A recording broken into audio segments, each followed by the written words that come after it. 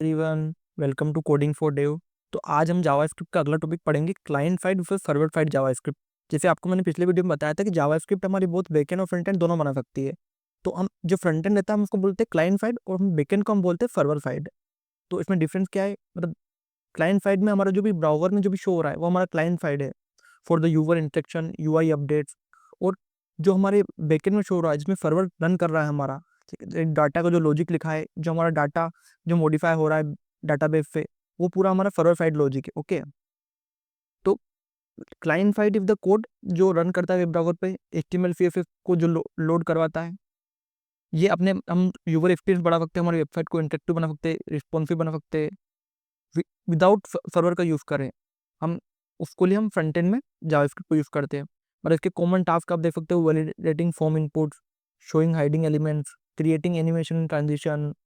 अपन Ajax call कर सकते हैं, उस डाटा को फेच कर सकते हैं, डोम मैनिपुलेशन कर सकते हैं, जैसे टेक्स्ट को चेंज कर दिया, नया एलिमेंट ऐड कर दिया। ये सब हम जावास्क्रिप्ट की मदद से कर सकते हैं। हम जैसे आपको मैंने एक सिंटैक्स शो करा है बटन का, जिस बटन का टेक्स्ट चेंज हो जाएगा जैसे हम उस फंक्शन पर क्लिक करेंगे। ओके, तो इसमें हम टेक्नोलॉजी कौन कौन सी यूज़ करते हैं क्लाइंट साइड में? HTML, CSS, JavaScript. और इसको हम वेनिला जीएस बोलते हैं। जो जावास्क्रिप्ट सिंपल जावास्क्रिप्ट होती है हम उसको बोलते हैं वेनिला जीएस। और इसकी फ्रंट एंड में कुछ फ्रेमवर्क भी होते हैं जो जावास्क्रिप्ट के ऊपर बने हैं, जिससे हम फ्रंट एंड में यूज़ करते हैं, जैसे रिएक्ट, एंगुलर, व्यू। ये भी सब जावास्क्रिप्ट के ऊपर ही बने हैं। मतलब एट द एंड बैकएंड में कोड उनका जावास्क्रिप्ट का रन हो रहा है उनमें। और सर्वर साइड में क्या काम आता है? ये सर्वर साइड में हमें काम आता है सर्वर को रन करने के लिए यूजिंग नोड जीएस। ये जैसे वेब पेजेस को जितना डाटा रहता है शो शो करने के लिए हम नोड जीएस को यूज़ करते हैं। द प्रोसेस बिजनेस लॉजिक, ये बिजनेस लॉजिक को प्रोसेस करता है, डाटाबेस को हैंडल करता है, ऑथेंटिकेशन को परफेक्ट करता है, क्लाइंट को डाटा दे सकता है। मतलब इसका डाटा हम किसी भी क्लाइंट को दे सकते हैं यूजिंग नोड जीएस। और इसमें कॉमन टास्क भी करता है, यूजर लॉगिन सेशंस मैनेज कर सकता है, फॉर्म डाटा को प्रोसेस करता है, जितने भी CRUD ऑपरेशन रहते हैं हमारे डाटाबेस वो कर सकता है, शो कर सकता है। और ये एचटीएमएल पेजेस को भी शो कर सकता है यूजिंग एक्सियोस। ये अलग टॉपिक है जिससे हम डायरेक्टली एचटीएमएल पेज को शो कर सकता है यूजिंग सर्वर साइड रेंडरिंग। वो एक अलग एडवांस टॉपिक है, लेकिन ये वो भी कर सकता है केवल सर्वर साइड की मदद से। और नोड जीएस हमारा क्या रन टाइम एनवायरनमेंट है। मतलब इसमें हम HTTP रिक्वेस्ट का यूज़ करते हैं जावास्क्रिप्ट की मदद से सर्वर बनाने के लिए, लेकिन इसका जो कोड है वो बहुत लेंथी है HTTP रिक्वेस्ट के द्वारा। तो इसके लिए एक फ्रेमवर्क है एक्सप्रेस जीएस, जिससे हम मतलब इजीली कुछ फंक्शन का यूज़ करके हम सर्वर बना सकते हैं। जैसे आपके सामने एक सिंपल कोड दे रखा है जिसमें हमने एक्सप्रेस को इम्पोर्ट किया है, रिक्वायर करा है, और हमने hello from the server send किया है, वो भी 3000 पोर्ट पर। तो ये एक सिंपल कोड है एक्सप्रेस का। तो हम एक्सप्रेस बैकएंड बहुत ज़्यादा यूज़ करते हैं, वो भी जावास्क्रिप्ट की मदद करके। मतलब एट द एंड कोड हमारा जावास्क्रिप्ट में लिखाता है, लेकिन ये अलग अलग फ्रेमवर्क है जो कि मतलब डेवलपर को ईजी हो जाता है कोड को जल्दी और फास्ट लिखने के लिए। मतलब उन्हें कोड रिपीट ना करने पड़े, मतलब बने बनाए फंक्शन बना गए। तो उसको जो फंक्शन हमारा डाटा रखा था उसको बोलते हैं एनपीएम। जैसे एक नोड पैकेज मैनेजर रहता है जिसमें हमारे जितने भी पैकेजेस रहते हैं नोड जीएफ के, हम उसको इंस्टॉल कर सकते हैं। मतलब किसी के बने बनाए फंक्शन होंगे, जैसे एक्सप्रेस जी एक फ्रेमवर्क है, तो इसको हम इंपोर्ट करके इसको यूज़ कर सकते हैं। बहुत सारे अलग अलग फंक्शन बने हुए हैं, बड़े बड़े फंक्शन बने हुए हैं जिनका हम यूज़ कर सकते हैं। और मतलब इजीली हमारे ये डेवलपर के लिए आसान कर देता है लिखना। क्योंकि मतलब आज जितनी भी वेबसाइट है अधिकतर लोग लिखते हैं जावास्क्रिप्ट में लिखते हैं, लेकिन अधिकतर वो फ्रेमवर्क का यूज़ करते हैं। जैसे फ्रंट एंड में रिएक्ट का यूज़ कर लेंगे, बैकएंड में नोड.js का यूज़ कर लेंगे, तो इससे क्या कोड हमारा फास्ट और डेवलपमेंट जल्दी हो पाता है। अब बैकएंड में कौन कौन सी टेक्नोलॉजी यूज़ होती है? जैसे नोड.js को रन टाइम के लिए यूज़ करते हैं, एक्सप्रेस जीएस को वेब फ्रेमवर्क है अपना बैकएंड बनाने के लिए। और इसमें हम डाटाबेस भी अटैच करते हैं। जैसे डाटाबेस में भी हमारी दो category, MySQL, NoSQL और सीक्वल डाटाबेस। तो एसक्यूएल डाटाबेस कौन सा है? माई एसक्यूएल वाला। और नो एसक्यूएल डाटाबेस है जैसे मोंगोडीबी, पोस्टग्रेस। तो इन डाटाबेस का भी हम यूज़ करते हैं हमारे सर्वर को कनेक्ट करने के लिए।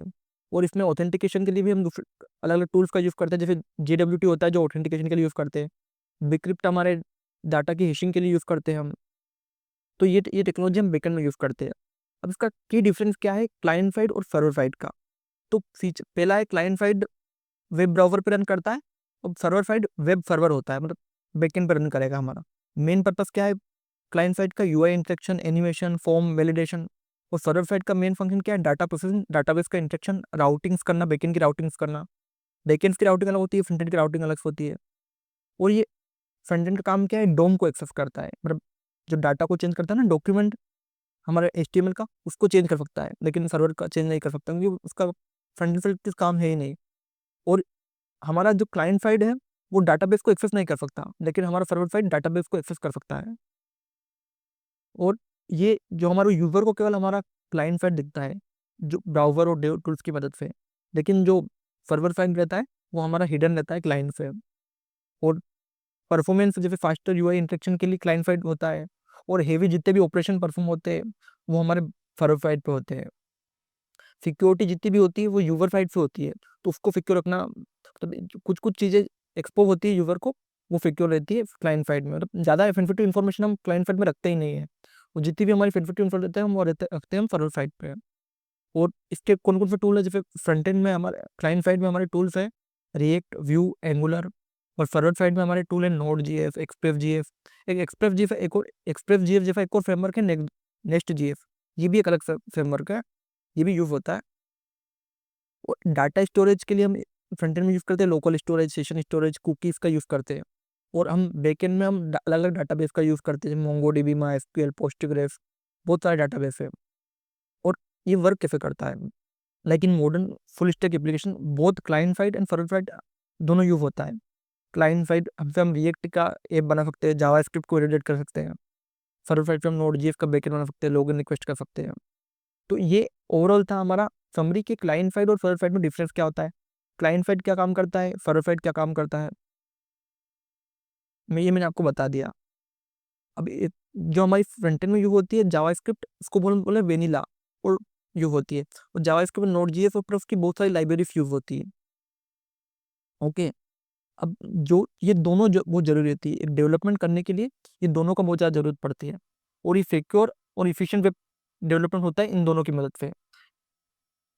और आपको जैसे इस वीडियो में मैंने आपको बताया दोनों का क्लाइंट साइड सर्वर साइड का डिफरेंस, ऐसे ये आपको पता होना चाहिए अगर आप जावास्क्रिप्ट पढ़ रहे हो, तो कि मैं ये जो पढ़ूंगा इसका कहाँ यूज़ होगा और इसको मैं कहाँ कहाँ यूज़ कर सकता हूँ। तो अभी अब तक तो चल गया होगा कि जावास्क्रिप्ट कितनी ज़्यादा पावरफुल लैंग्वेज है और इसके कितने ज़्यादा यूज़ केसेस, मतलब आपने एक बार इसको सीखा और आप इसको बहुत जगह यूज़ कर सकते हो, बहुत सारे अलग अलग रोल्स में आप जा सकते हो जावास्क्रिप्ट की मदद से।